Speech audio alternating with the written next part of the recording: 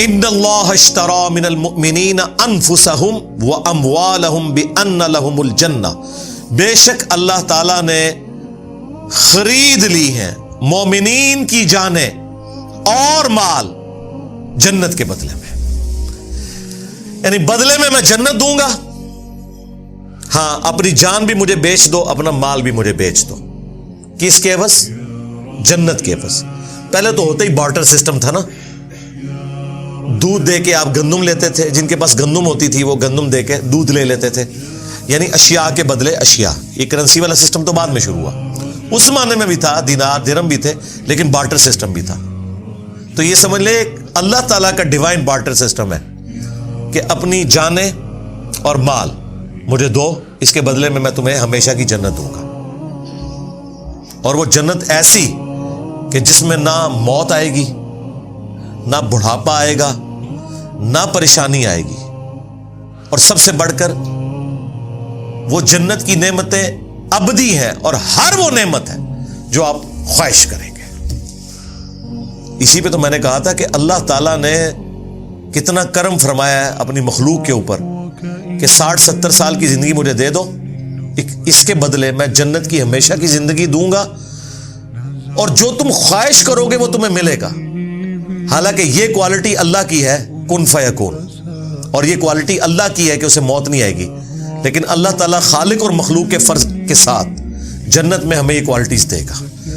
یہ وہ چیز ہے جو آپ کے دل میں اللہ سے محبت کا جذبہ پیدا کرتی ہے، ورنہ آپ جتنے اور کنسیپٹ رکھیں، الٹیمیٹلی اللہ کے ساتھ آپ کا ڈر کا رشتہ تو ڈیولپ ہوتا ہے، محبت کا نہیں ہوتا، کہ مجھے میری مرضی کے بغیر پیدا کر کے اتنی بڑی آزمائش میں ڈال دیا، اور پھر اتنا سخت حساب رکھا، اور الٹیمیٹلی جنت یا جہنم کا فیصلہ ہونے والا ہے، اتنی بڑی تکلیف میں مجھے کیوں ڈال دیا؟ تو ایسے خدا سے آپ ڈر تو سکتے ہیں، محبت نہیں کر سکتے۔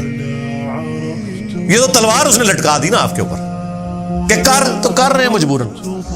محبت کا جذبہ اس وقت پیدا ہوتا ہے کہ جب آپ یہ کانسیپٹ رکھیں کہ اکیلا اللہ ہمیشہ سے تھا، جسے موت نہیں آنی تھی، اس نے آپ کو بھی اپنے ساتھ شامل کر لیا، خالق اور مخلوق کے فرق کے ساتھ ہمیشہ کی زندگی دے کر، جس میں آپ کو بھی موت نہیں آئے گی، اور آپ بھی جو خواہش کریں گے وہ آپ کو ملے گا، آپ کی اپنی جنت ہوگی۔ اور بخاری مسلم میں آیا کہ جو سب سے آخر میں جہنم کا ہزاروں لاکھوں سال کا عذاب بھگت کے نکالا جائے گا نا، اسے بھی پلینٹ ارتھ سے 10 گنا بڑی جنت ملے گی۔ آپ تو 10 مرلے کے پلاٹ کو ترستے ہیں نا، سب سے آخری جو جنتی ہے نا، اور یہ آخری وہ ہے جس نے جہنم کا عذاب بھگت لیا لاکھوں سال کا، یہ آخری وہ نہیں ہے جو بغیر حساب و کتاب کے چلا جائے گا، اس کا تو آپ سوچ بھی نہیں سکتے اس کو کیا کچھ ملے گا، وہ تو ایلیٹ درجے کا مسلمان ہوگا نا۔ یہ وہ ہے جو اپنا عذاب بھگت کے جائے گا، اس کو بھی پلینٹ ارتھ سے 10 گنا بڑی جنت، جس کو فنا نہیں ہے، جو بخاری مسلم میں آیا کہ موت کو مینڈے کی شکل میں لا کے میدان محشر میں قتل کر دیا جائے گا۔ جنتی خوش ہوں گے کہ آج کے بعد ہمیں موت نہیں آئے گی، اور جہنمی غمناک ہو جائیں گے کہ ہمیں بھی موت نہیں آئے گی، جو قرآن میں سورہ الفرقان میں آیا، آج ایک موت نہیں ہزاروں موتیں مانگو لیکن تمہیں موت نہیں آئے گی۔ موت مانگیں گے وہ کہ اس تکلیف سے جان چھوٹ جائے، لیکن جان نہیں چھوٹے گی۔ اللہم اجرنا من النار، اللہم انا نسألک جنت الفردوس مع النبیین والصدیقین والشہداء والصالحین، آمین۔ تو اللہ تعالیٰ فرما رہا ہے کہ میں نے مومنین کی جانیں اور مال جنت کے بدلے میں خرید لی، یہ بیع میں نے کی ہے، بیع، با یا عین، تجارت، اسی سے یہ بیعت لفظ ہے، اپنے آپ کو بیچنا۔ انسان کے آگے کیسے اپنے آپ کو بیچ سکتا ہے؟ نبی علیہ السلام کے ساتھ بھی جو ہماری بیعت ہے وہ اللہ کی بیعت ہے، خلفائے راشدین کے ساتھ بھی جو بیعت ہے وہ اللہ کی بیعت ہے، اور وہ بھی پیری مریدی والی نہیں، حکومت وقت کے اعتبار سے خلیفہ کو مانا۔ دین کے معاملات میں تو آپ نے وہ بات ماننی ہے جو اس شخصیت کے اوپر نازل ہوئی ہے جس کی قبر مدینے میں ہے، صلی اللہ علیہ وآلہ وسلم۔ تو اللہ تعالیٰ فرما رہا ہے بے شک اللہ تعالیٰ نے مومنین کی جانیں اور مال خرید لیے ہیں جنت کے بدلے میں، یقاتلون فی سبیل اللہ، وہ اللہ کی راہ میں قتال کرتے ہیں، اور ظاہر سب سے بڑا کام آپ جو اللہ کے لیے کر سکتے ہیں وہ یہی ہے کہ اپنی جان ہتھیلی پہ رکھ کے میدان جنگ میں آ جائیں۔ سب سے قیمتی چیز تو جان ہے۔ فَيَقْتُلُونَ وَيُقْتَلُونَ، بس وہ اللہ کے حکم سے قتل بھی کرتے ہیں اللہ کے دشمنوں کو، اور خود بھی قتل ہو جاتے ہیں۔ ہمیشہ تو نہیں ہونا کہ آپ نے زندہ بچنا ہے۔ اور دیکھیں یہاں پہ انسانیت کا قتل ہو رہا ہے، لیکن اللہ کے حکم سے ہو رہا ہے، اور اللہ تعالیٰ اسے فخریہ بیان فرما رہا ہے۔ ویسے تو ایک انسان کا بھی قتل ناحق پوری انسانیت کا قتل ہے، جو سورۃ المائدہ میں آیا۔ اور اس میں مزے کی بات میں آپ کو بتاؤں، جان جو ہے نا یہ اللہ کی امانت ہے۔ اللہ کی اجازت کے بغیر آپ کسی کی جان لے نہیں سکتے۔ اس لیے دیکھیں جب آپ جانور بھی ذبح کرتے ہیں نا تو اللہ کے نام پہ کرتے ہیں، کیونکہ اس کے اندر بھی جان موجود ہے، اس سے بھی آپ زندگی چھین نہیں سکتے۔ جب آپ اس سے زندگی چھیننے لگتے ہیں نا تو بسم اللہ ہی اللہ اکبر پڑھتے ہیں کہ یہ اللہ کا حکم تھا، اس کے نام پہ میں تیری جان لے رہا ہوں، ورنہ میں تیری جان نہیں لے سکتا۔ یہ اس کا حکم ہے کہ تجھے اس نے میرے لیے پیدا کیا کہ میں تجھے کھاؤں، تو میں جب اب تیری جان نکالوں گا تو اس کے نام پر نکالوں گا، کیونکہ مالک جان کا کون ہے؟ اللہ۔ اس طرح آپ کسی کافر کی بھی جان نہیں لے سکتے، الا یہ کہ میدان جنگ میں وہ آپ کے مقابلے پہ آئے تو اس وقت بھی آپ اپنی دشمنی کے لیے نہیں بلکہ اللہ کی خاطر۔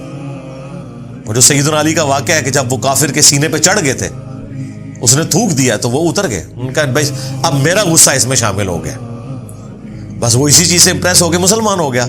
دیکھیں جی جہنم کے دہانے پہ پہنچا ہوا بندہ، آخری ٹائم پہ اللہ نے اس کے لیے جنت کر دی۔ یہ ہے اللہ تعالیٰ کی ڈیسٹنی اور تقدیر، سبحان اللہ۔ تو اللہ تعالیٰ فرما رہے کہ اہل ایمان اللہ کی راہ میں قتال کرتے ہیں اور کافروں کو قتل بھی کرتے ہیں جہاں ضرورت ہے میدان جنگ میں، اور خود بھی قتل ہوتے ہیں۔ وعدن علیہ حقا فی التوراۃ والانجیل والقرآن، اور یہ وہ وعدہ ہے جو اللہ تعالیٰ نے سچا وعدہ کیا تھا پختہ، تورات میں بھی یعنی اولڈ ٹیسٹمنٹ میں، انجیل نیو ٹیسٹمنٹ میں، اور قرآن میں بھی، یعنی تینوں کتابوں کے اندر وہی بات ہے کہ دنیا کی زندگی مجھے دو، آخرت کی ہمیشہ کی زندگی لے لو۔ اور یہی ایک یونیورسل ٹروتھ ہے جی، ہاں، جو اللہ تعالیٰ نے سورۃ الاعلیٰ کے اینڈ پہ بھی فرمایا نا، قد افلح من تزکا وذکر اسم ربہ فصلی بل تؤثرون الحیاۃ الدنیا والآخرۃ خیر وابقی۔ تمہارا اصل مرض یہ ہے کہ تم دنیا کی زندگی کو ترجیح دیتے ہو، جبکہ آخرت بہتر بھی ہے اور ہمیشہ رہنے والی۔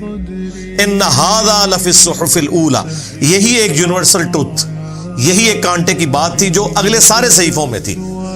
صحف ابراہیم و موسیٰ، چاہے وہ ابراہیم علیہ السلام کے آسمانی صحائف ہوں، چاہے موسیٰ علیہ السلام کے، ایک ہی کانٹے کی بات تھی۔ یہاں پہ بھی آ گیا کہ یہ اللہ کا وعدہ ہے کہ جو اپنی جان اور مال اللہ کے لیے خرچ کرے گا اللہ اسے جنت دے گا۔ یہ اللہ تعالیٰ نے بیعت کی ہوئی ہے مومنین کے ساتھ۔ وَمَنْ أَوْفَى بِعَهْدِهِ مِنَ اللَّهِ، اللہ اکبر۔ اور کون زیادہ پورا کرنے والا ہے اپنے وعدے کو اللہ سے بڑھ کر؟ یعنی اللہ تعالیٰ ہمارا یہ جو میرا وعدہ ہے نا، تو میں تو وعدہ وفا کروں گا، مجھ سے زیادہ سچا کون ہو سکتا ہے؟ دنیا میں یہ ہو جاتا ہے کہ آپ کبھی محنت بھی کرتے ہیں نا، رزلٹ آپ کے خلاف آتا ہے، کیونکہ اللہ کو کچھ اور منظور ہوتا ہے۔ اس وجہ سے بعض اوقات انسان کو یہ وسوسہ آ سکتا ہے کہ یار میں دنیا میں محنت کروں اور اس دا اینڈ میں بھی میرے ساتھ بیڈ لک ہو جائے۔ آخرت میں بیڈ لک نہیں ہوگی، بیڈ لک کا تعلق صرف دنیا کے ساتھ ہے۔ آخرت میں اسی لیے اللہ تعالیٰ بار بار کہتا ہے کہ میں وعدہ خلافی نہیں کروں گا۔ وعدہ خلافی یہاں بھی نہیں اس نے کی، اس نے پہلے ہی بتا دیا ہے وَلَنَبْلُوَنَّكُمْ بِشَيْءٍ مِّنَ الْخَوْفِ وَالْجُوعِ وَنَقْصٍ مِّنَ الْأَمْوَالِ وَالْأَنفُسِ وَالثَّمَرَاتِ، میں ضرور آزماؤں گا بھوک کے ذریعے، خوف کے ذریعے، جان اور مال میں نقص کے ذریعے۔ لیکن آخرت کی زندگی میں کوئی آزمائش نہیں ہے۔ دنیا میں جس نے وقت کے پیغمبر کو پہچانا، اس کی پیروی کی، تو آخرت میں کوئی بیڈ لک نہیں اس کے لیے، گڈ لک ہی ہے۔ اور وہی اللہ تعالیٰ کہتا ہے کہ اللہ سے بڑھ کر کون اپنے وعدے کو وفا کرنے والا ہے؟ مصفد بمسايا فاسكب ضياءك